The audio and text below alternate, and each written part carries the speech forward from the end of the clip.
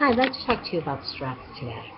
The definition of stress is usually a physical or biological response that impacts your life. It's our natural response to danger. We experience a feeling of emotion which guides the behavior or the arousal of our central nervous system. Usually a physical response to an event or series of events that upset our body's natural balance. There are three types of stress, all of which carry physical and mental health risks. Routine stress, pressures of work, family, other responsibilities. Stress brought on by a sudden negative change, such as losing a job, a health crisis, or a divorce. Traumatic stress, experienced in a major event, a major accident, war, assault, and natural disasters. Stress, like I had mentioned, is viewed by the body as a threat, emotional or physical, and there are three stages that the body goes through. There's the alarm reaction, which results in stress hormones, cortisol, being released. Stage 2, the resistant reaction, where your body's trying to cope with that stress, especially long term, trying to bring the normal body function back. During that time, the liver secretes glucose and into the bloodstream, and it increases your blood pressure and your energy level. But then when we get to stage 3, the exhaustion, the body runs out of those reserves. Your energy level is low, your sugar levels are low, and your body's natural immunity is low. There are also important reactions to stress. One that you've probably heard before, fight or flight. Now, in this reaction, men tend to react this way because they're trying to control the source of their stress. The fight part of it is the man's natural instinct to fight, to address the problem, to hit it head on. And the flight is when they realize it's dangerous to great and they have to retreat. With women, the reaction is tend or be friends. Women release hormones, oxytocin. This promotes affiliation, like a bonding, a need to bring others in to fix it, to fix the problem. But it's also very important not to suppress or avoid or deny stress. Because it's built up, that's where it causes the problem. I want to talk about some coping personalities. We all must know some of these type of personalities. An optimist. An optimist is a person who believes that things will work out. They have a happy overall outlook. Now, researchers find that these optimists have less stress because due to their happiness. They start off in a positive place. They don't start negatively looking at something. So it's easier for them to stay on an even keel. Now, there's self-efficacy. That's when you constructively deal with the stress. Do you have control over your environment? Those people who are self-efficient tend to handle stress more effectively. And then there's the hardiness. Hardiness in a person is a strength, ability to deal with situations, to have a plan, to have a plan of action. The hardiness of a person produces that plan of action to combat that stress.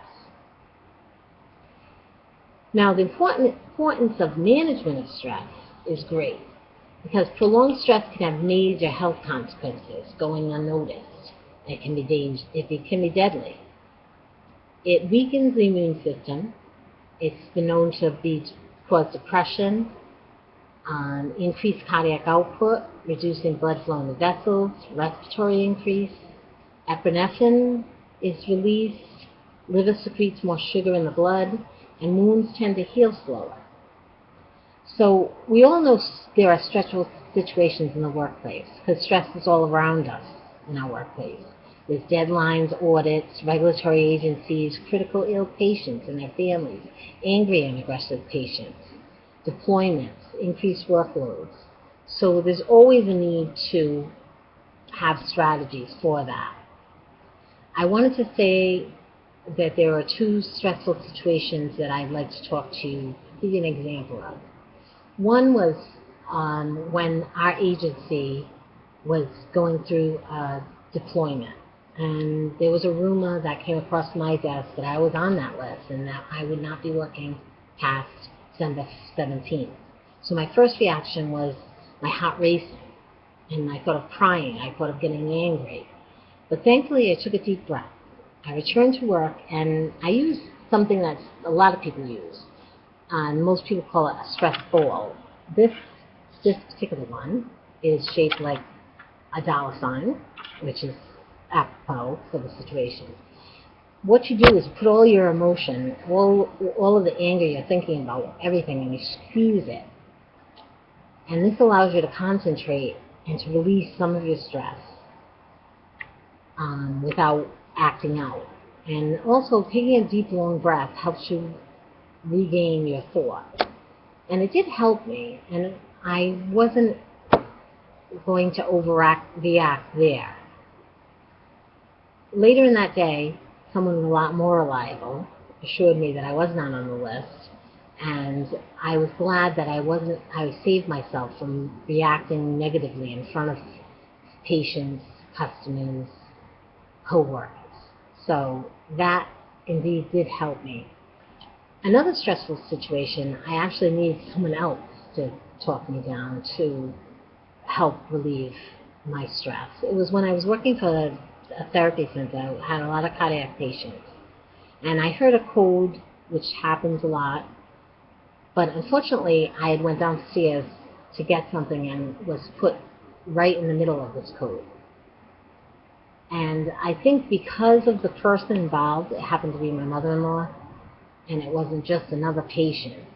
And she was coding right in front of me, and my first instinct was to run to her, to tend to her.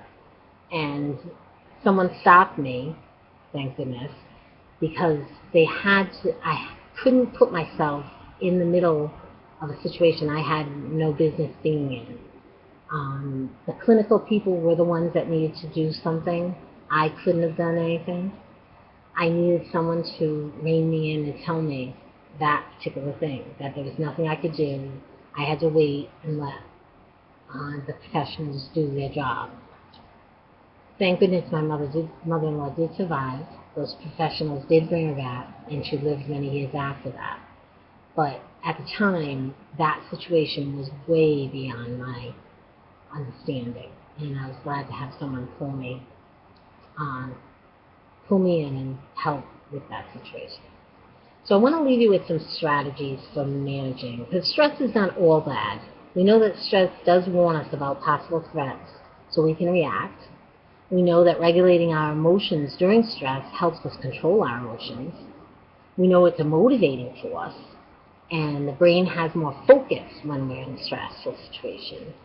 There's even physical enhancements due to adrenaline, and cognitively we're enhanced. But remember, small doses only, because prolonged stress situations are the most dangerous. And we've got to find our solution to our personal stress so it doesn't get the best of us. So some strategies I'll leave you with are explore yoga, deep breathing. If you're overwhelmed or if you feel it's difficult to accept changes around you, seek help. Your family, your friends, professionals. Keep yourself healthy. Address the situations as they come. Don't wait. And recognize the signs of difficulty sleeping, increased alcohol, feeling depressed, having low energy, getting easily angered. And it helps to set priorities. Decide what needs to get done right now and what can wait, and what you do not have to address at that moment. And do something that I do that I know that works. Exercise regularly. It can help boost your mood, and it can reduce your stress. And just schedule regular, relaxing activities. We all need it. So I hope this helped you learn a little bit more about stress and gave you an idea of some management skills. Thank you.